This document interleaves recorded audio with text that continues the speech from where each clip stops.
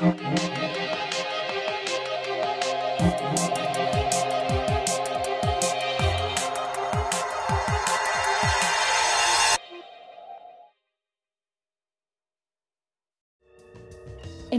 in quality training for the UK's future workforce is vitally important to the continued economic recovery this country so urgently needs.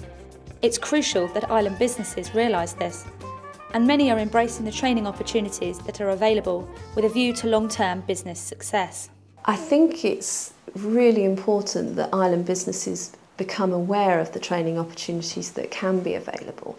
And I think also island businesses need, and some are fantastic at it, some probably just haven't had the time or resource to look too far, need to be sure that they see the benefits of training and the benefits of giving their employees the broadest spectrum of skills possible, so that in fact there's a philosophy that people can actually stay within a business family for a long part of their career.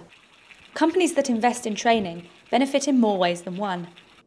Not only do they have a more skilled employee, but the employee loyalty is likely to improve too, as Janet Westwood from GKN explained. People are chosen to go on these programmes, they apply, they're chosen, and that's got to make them feel good about their job and would go for better motivation. Doing the programmes themselves would add to efficiency of process, increased capacity to react to new processes and techniques, because they are working continually on improving those things. Many island businesses work with training providers to offer opportunities for employees to continue to learn. It's particularly important during tough economic times that organisations work together to deliver the best opportunities for people looking for training. For a lot of island companies, Island Training are a key partner in this.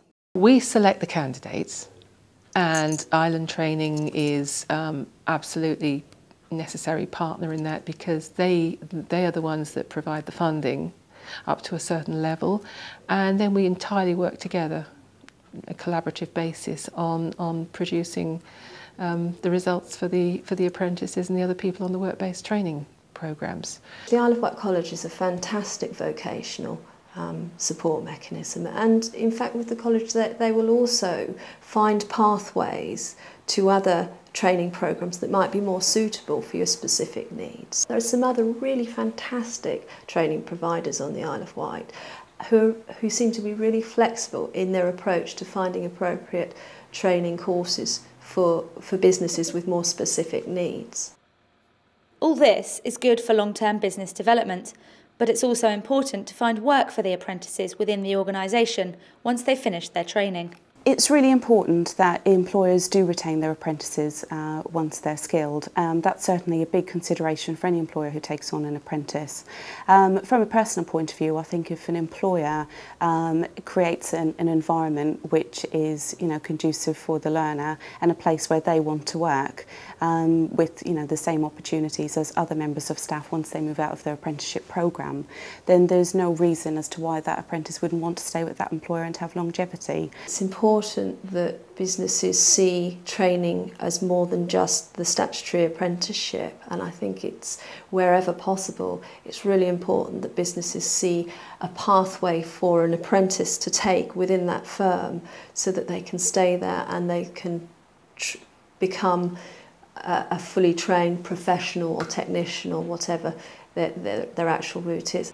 Andrew Turner, the local island MP, is positive about the benefits of work-based training and is supportive of the training organisations on the island. I'm very pleased with the work that's going on at HTP and UKSA. I think they bring to the locality decisions about training, which is absolutely the right thing to be. I don't think these make the right decisions when they're off island, and I think that's very important. Although decisions on types of training can be made locally, the budgets are mostly decided at a national level, and the recession has affected what's available to businesses. I think the important thing for me is consistency in funding. The biggest challenge is identifying the sources of funding that are available, adapting and converting training programs to suit the funding rules, and then implementing new courses. If the rules change too frequently, what you spend is a huge amount of time designing and fitting new rules that change very frequently. What that means is the quality of input to the young person is not what it could be. The volume of money will be what it will be, but if there's consistency, what training providers are able to do is build continuity, build depth, build up partnerships, which are really, really important. Employers need to work with training providers, and you can only build up relationships over a period of time. If funding is truncated, you can't do that. You have to start again and build relationships again. Despite difficult financial times, funding is available, and Rachel Fiddler from HTP explained where businesses can find funding. Businesses need to be aware that there are various grants, particularly at the moment, that are available if you take on a young person at 16. And there is a particular programme at the moment where if an employer wishes to take on and is happy to take on a 16 to 18-year-old apprentice, they can access £1,500 to support that learner, and that's via a European Social Fund grant, which is managed by a company called Aspire on the mainland. And that really is a very big help when you are first taking on a young person. It gives that little bit of help where they are needing to be supported about coming to work and starting off the programme. I think there's more work to be done with Ireland employers to heighten their awareness of the funding opportunities that are available for them and the benefits of taking on an apprentice. We do have, as part of Ireland Training, a team of what we call customer liaison officers who are sector specialists in their field, and they work with employers to talk to them about apprenticeships, about bespoke training, different funding opportunities that are available. A continued commitment to training is fundamentally important to the island's future economic success. Island Training has continued to see people wanting to train, and this is a strong indication that island businesses are aware of the importance of this sector. For Island Training, the training sector has fared really well throughout the recession, and actually quite surprisingly so. You know, there is that old adage that employers will cut training and that will be the first thing that they cut when we're in a recession. Luckily on the island we haven't seen that so much. Our level of bespoke courses business has continued to increase, and the number of apprenticeships and train to gain learners that we have has also increased year on year, which has been really positive.